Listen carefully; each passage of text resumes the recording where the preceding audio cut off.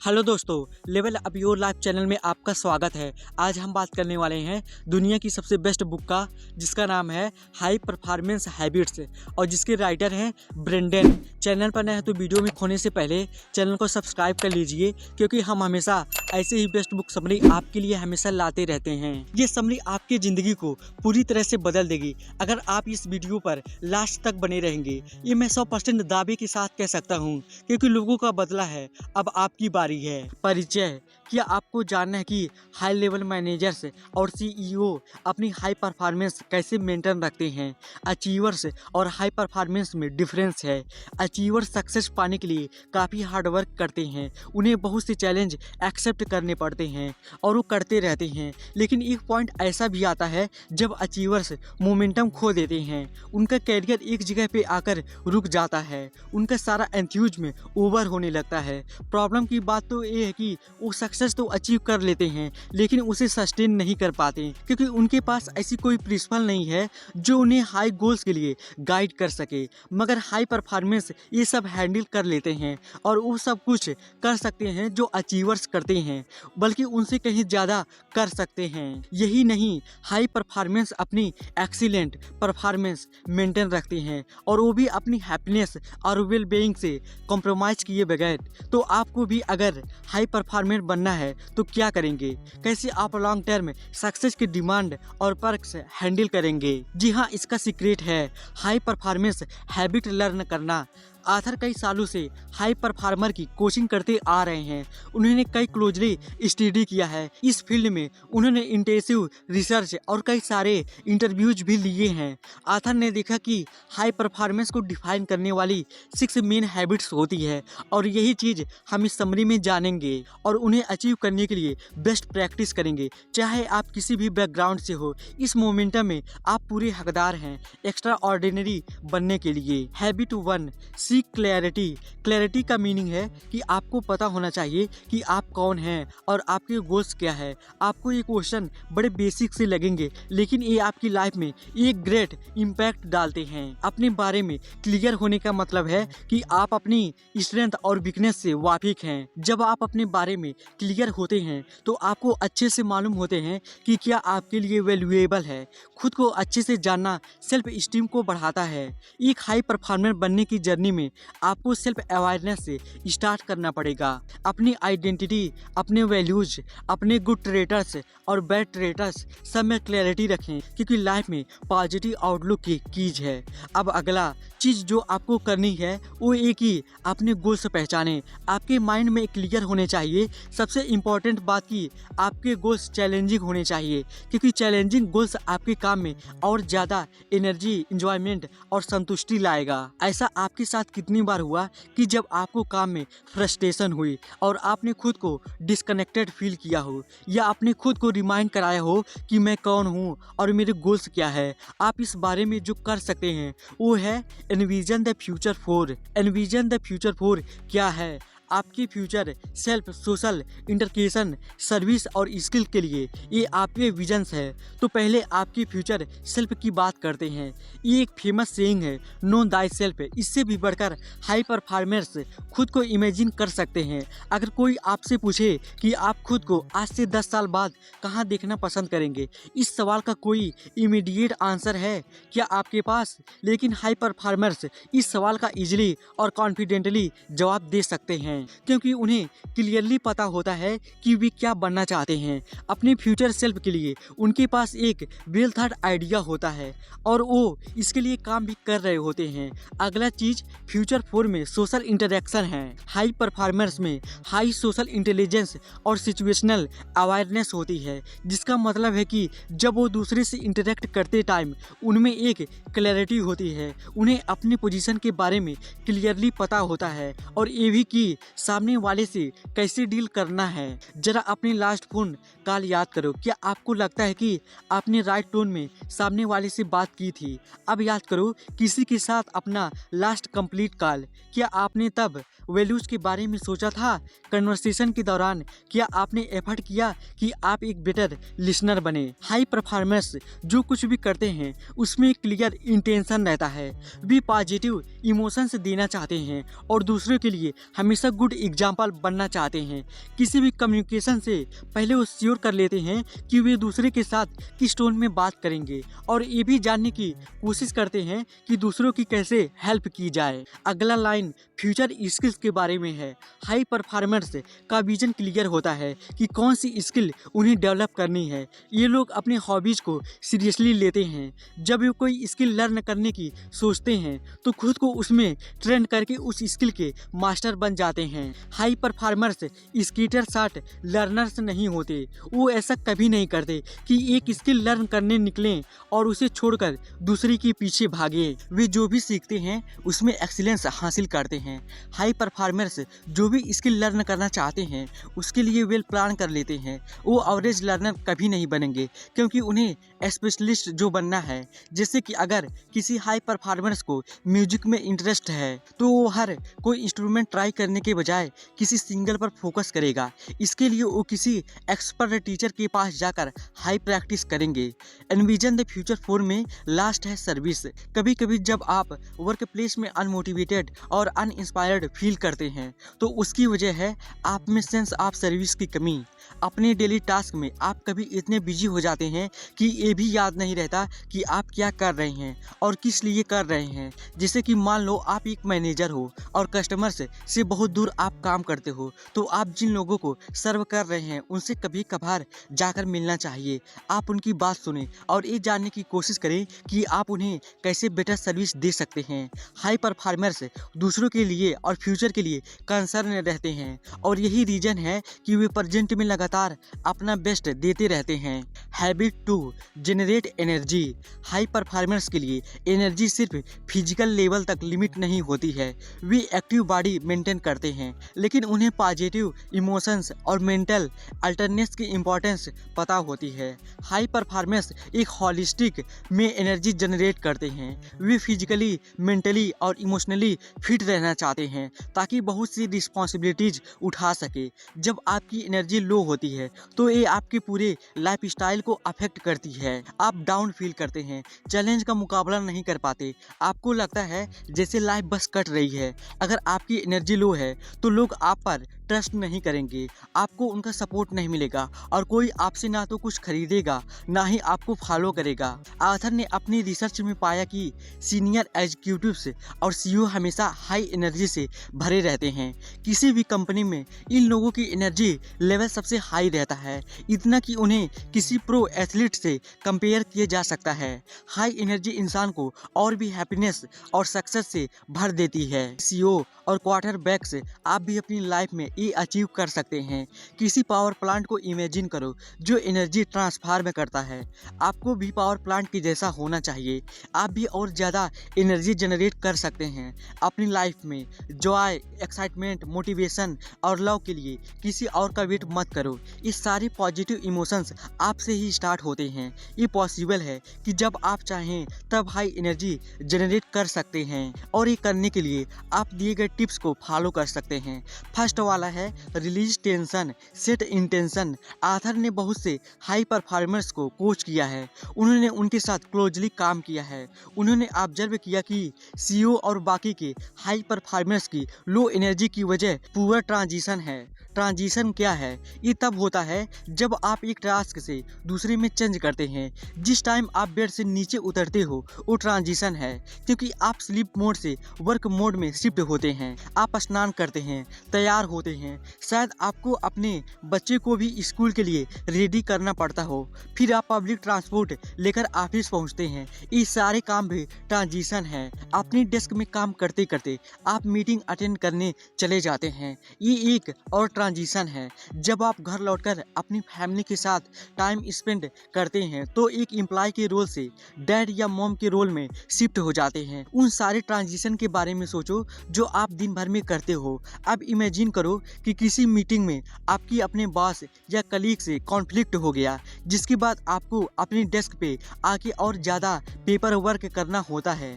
अपने next task में शायद आप अपनी नेगेटिव एनर्जी पास करें और अगर आपने ब्रेक नहीं लिया तो आप ब्रस्ट फील करेंगे। इस चक्कर में आप अपना प्रेजेंस ऑफ माइंड खो बैठेंगे। फिर जब आप घर लौटेंगे तो इतने थके होंगे कि उनके साथ टाइम स्पेंड करने का मन ही नहीं करेगा। इसलिए ये सब आपके साथ न हो, इसके लिए आपको अपनी टेंशन रिलीज करनी पड़ेगी। Habit 3, raise necessity. Raise necessity का मतलब है कि हमेशा एक्शन लेने की नीड फील करो। आपको हर सुबह उठना है, आपको अपनी सारी रिस्पॉन्सिबिलिटीज निभानी है, आपको अपना बेस्ट परफॉर्म करना है। जब आप नेसेसिटी रेज करते हैं तो आप फिर बेस्ट के लिए या फिर चीज़ों को बेटर होने की विश नहीं करते, आपको बस एक्ट करना होता है। आपको कुछ करने की नीड फील होती है। नेसेसिटी आपको आगे मूव करने के लिए फोर्स करती है। अगर आप ऐसा ना करें तो लगेगा आप खुद को डाउन फील करते हैं। आपको लगेगा कि आप अपने स्टैंडर्ड के हिसाब से नहीं चल रहे हैं, आप अपनी ड्यूटीज नहीं निभा पा रहे हैं। तो इसलिए नेसेसिटी एक स्ट्रॉन्ग मोटिवेशन है, ये आपके अंदर एक अर्जेंसी क्रिएट करती है। ऑथर अक्सर हाई परफॉर्मेंस से ये क्वेश्चन पूछते हैं, आप इतना हार्डवर्क क्यों करते हैं, आप कैसे इतने फोकस्ड और कमिटेड रहते हैं। इस पर ऑथर को हमेशा सेम आंसर मिलता है। हाई परफॉर्मर्स उन्हें बताते हैं कि ये उनकी पर्सनैलिटी का एक पार्ट है, क्योंकि वे इससे अलग कुछ भी नहीं सोच सकते। उन्हें लगता है कि जैसे कि वो इसी चीज़ के लिए बने हैं। उनके एक्शन में एक नेसेसिटी होती है और उन्हें तुरंत एक्ट करना ही होता है, क्योंकि लोग उनसे उम्मीद लगाए बैठे हैं। वे कोई अपॉर्चुनिटी मिस नहीं करना चाहते, क्योंकि वे बाद में उन चीज़ों के लिए रिग्रेट नहीं करना चाहते जो उन्होंने मिस कर दी। तो ऐसी क्या प्रैक्टिस है जो आप नेसेसिटी रेज करने के लिए फॉलो कर सकते हैं।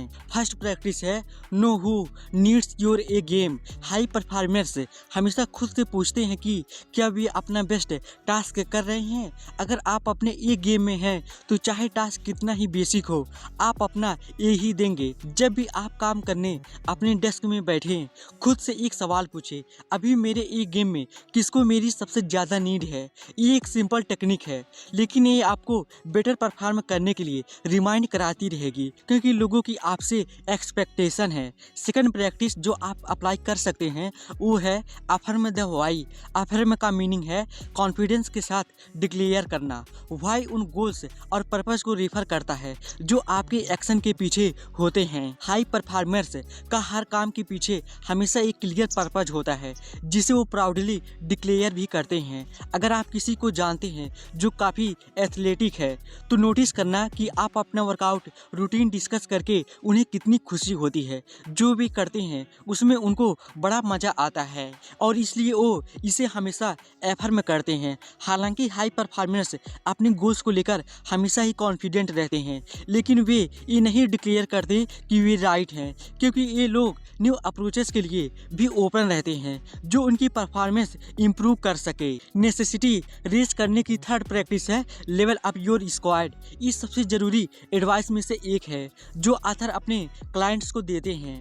हाई परफॉर्मेंस के लिए आपको पॉजिटिव और सक्सेसफुल लोगों के बीच रहना होगा, क्योंकि यही आपका स्क्वाड बनेंगे। तो उनके साथ टाइम स्पेंड करें, उनके साथ कम्युनिकेट करें ताकि आप हाई परफॉर्मेंस पिक कर सके। जो लोग आपको नेगेटिव इमोशंस देते हैं उनसे दूर रहें। ऐसे नए और इंटरेस्टिंग लोग जो आपसे ज़्यादा एक्सपर्टीज है उनसे मिलकर आप अपना स्क्वाड लेवल अप कर सकते हैं। Habit 4 increase productivity.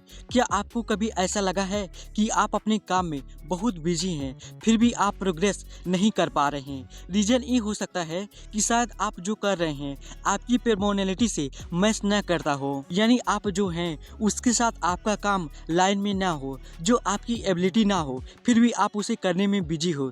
क्या आप बहुत ज़्यादा काम की वजह से बीमार रहने लगे हैं? ये पॉसिबल है कि आप अपनी हेल्थ और वेलबींग का ख्याल रखने के साथ प्रोडक्टिव भी बने रहें। कई हाई परफॉर्मेंस ये प्रूव कर सकते हैं हार्डवर्क करने के बावजूद वे स्ट्रेस फील नहीं करते, क्योंकि उन्हें अपनी रिस्पॉन्सिबिलिटीज़ में ही अपनी हैप्पीनेस और फुलफिलनेस नज़र आती है। ऐसे कई तरीके हैं जिससे आप अपने लव वंस और अपना ख्याल रखने के साथ ही खुद को प्रोडक्टिव भी रख सकते हैं, और यही चीज़ आप इस चैप्टर से सीखने वाले हैं। इसके लिए आपको कोई सुपर ह्यूमन या ओवर कैफिनेट होने की जरूरत नहीं है, बस ये प्रैक्टिस फॉलो करें। फर्स्ट वाला है increase the outputs that matters. क्या आप हमेशा अपने काम के टाइम अपने ईमेल्स ऑर्गेनाइज करते हैं? स्टडीज से प्रूव हुआ है कि लोग अपने ऑफिस आवर्स के 28% सिर्फ अपने ईमेल्स सॉर्ट आउट करने में वेस्ट करते हैं। सर्च फंक्शन यूज करना सब फोल्डर्स क्रिएट करने से ज़्यादा एफिशिएंट है। अपने ईमेल्स मैनेज करना असल में कोई रियल वर्क नहीं है और ना ही अपनी फाइल्स क्लियर अप करना कोई प्रोडक्टिव काम है, या फिर मीटिंग अटेंड करना या किसी कैली की फाइल्स इमरजेंसी में हेल्प करना। आपको बस एक चीज़ पे फोकस करना है और वो है प्रोलिपिक क्वालिटी आउटपुट या PQ making. Prolific quality output best output है जो आप अपने काम में प्रोड्यूस कर सकते हैं। आपका PQ क्या है ये मालूम करो, फिर उस पर अपनी सारी अटेंशन और एफर्ट लगा दो। अपने PQ के साथ कंसिस्टेंसी आपको काफ़ी प्रोडक्टिव बना देगी। अगर कोई टास्क आपके PQ का पार्ट नहीं है तो बेटर होगा कि उसे छोड़ दें। आपकी प्रोलिपिक क्वालिटी आउटपुट के थ्रू लोग आपको जानेंगे और याद रखेंगे। बीथोवन और मोजार्ट अपनी एक्सेप्शनल कंपोजिशंस के लिए फेमस है। बीटल्स ने एक के बाद एक ग्रेट सॉन्ग्स की एल्बम रिलीज की थी। यहाँ और भी एग्जांपल्स है। अगर आप कोई ब्लॉगर हैं तो आपका PQ होगा कंटेंट।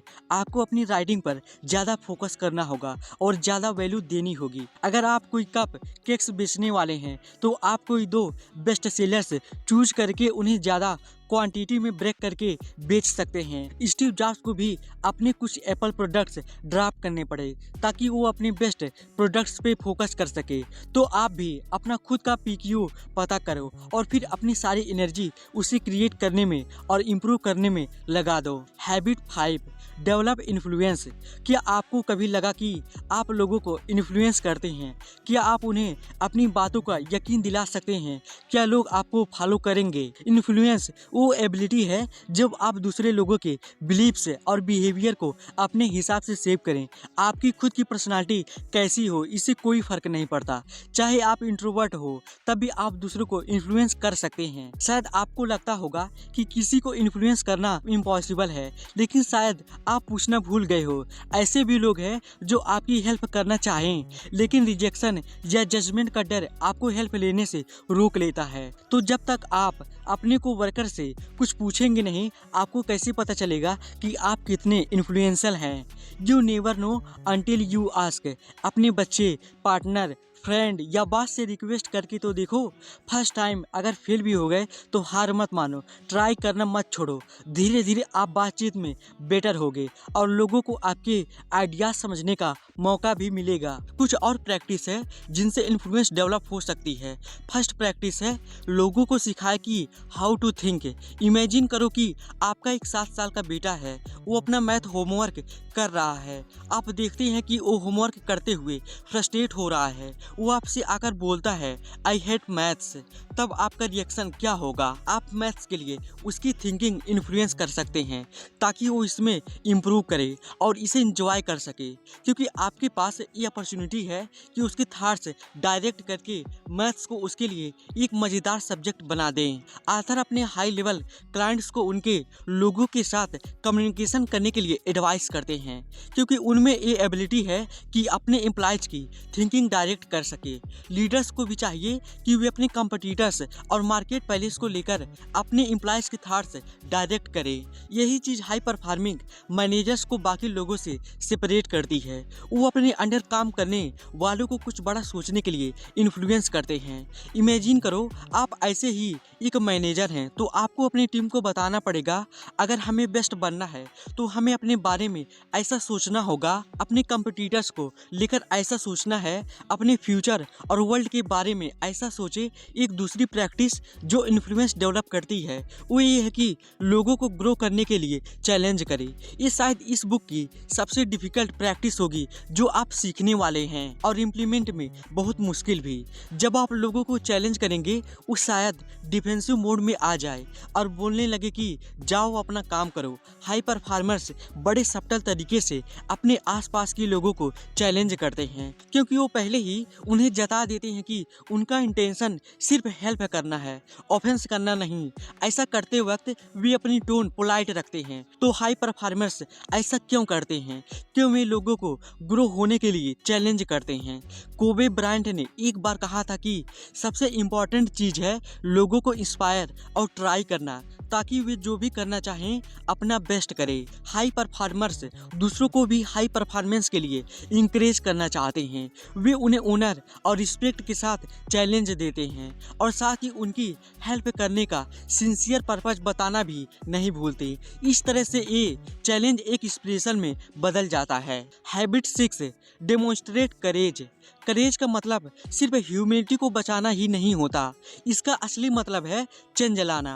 अपना करेज दिखाने के लिए आपको कुछ ग्राउंड ब्रेकिंग करने की ज़रूरत नहीं है, बल्कि स्मॉल डीड्स भी ह्यूज इम्पैक्ट डाल सकते हैं। मार्क ट्वेन ने एक बार कहा था, करेज फियरलेसनेस नहीं है, इसका असली मतलब है अपने फियर के बावजूद एक्शन लेना और उस पर बने रहना।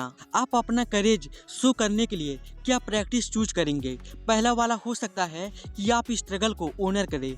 आज सोसाइटी में हमें हर चीज़ इजी वे में चाहिए। आज हम ऐसी टेक्नोलॉजी यूज करते हैं जिससे हमारा हार्डवर्क काफ़ी कम हो गया है। वैसे देखा जाए तो ये हमारे लिए ब्लेसिंग्स भी है और कर्ज भी। और प्रॉब्लम ये है कि आज की जनरेशन जितना हो सके उतना स्ट्रगल अवॉइड करना चाहती है। जो इजी और कन्वीनियंट है वही आजकल चलता है। अब परसिस्टेंस, डिफिकल्टी और एफर्ट्स बीते जमाने की बातें हैं। आज ये एक्सेप्टेबल हो गया है अगर कोई छोटी सी डिफिकल्टी की वजह से स्कूल क्विट कर लेता है या फ्रेंडशिप, जॉब या मैरिज क्विट कर लेता है। लेकिन ये वे ऑफ लिविंग हमें वीक बना रहा है, हमें रियल थ्रेट्स झेलने के लिए कमज़ोर कर रहा है। करेजियस बनने के लिए हमें लाइफ के चैलेंज फेस करने ही होंगे। अगर स्ट्रगल को एक्सेप्ट करें तो ज़्यादा अच्छा है। हमें याद रखना चाहिए कि स्ट्रगल में एक ओनर है, ये एक रिस्पेक्ट की बात है। अगर हमने स्ट्रगल फेस किया है तो हार्डवर्क करने वालों का कैरेक्टर बिल्ड होता है और बगैर स्ट्रगल के कोई ग्रेट लीडर नहीं बन सकता है। नेक्स्ट प्रैक्टिस जो करेज डेमोन्स्ट्रेट करती है वो है अपनी सच्चाई और एम्बिशंस शेयर करना। इंसान फ्री होने की डिजायर रखता है, हम खुद का रियल सेल्फ दिखाना चाहते हैं, अपनी रियल फीलिंग्स शेयर करना चाहते हैं, लेकिन हमें डिसअपॉइंटमेंट और रिजेक्शन का डर होता है, क्योंकि खुद को सच्चाई से एक्सप्रेस करने में भी करेज की ज़रूरत पड़ती है। आपको दूसरों को डिसअपॉइंट करने के बारे में नहीं सोचना चाहिए, आपको सिर्फ अपने स्टैंडर्ड को मैच करना है। अपनी सच्चाई के रास्ते पर चलिए, अपने एम्बिशंस शेयर करते रहिए। हाई परफॉर्मर्स कभी डिस्करेज नहीं हो सकते। तो दोस्तों, उम्मीद करता हूँ इस high performance habits book summary से आपको जरूर कुछ न कुछ सीखने को मिला होगा। और आपको ये बुक समरी कैसी लगी हमें कमेंट में लिख के बता सकते हैं। और इसके बाद मिलते हैं नेक्स्ट वीडियो में एक और बेस्ट बुक समरी के साथ। Thank you so much.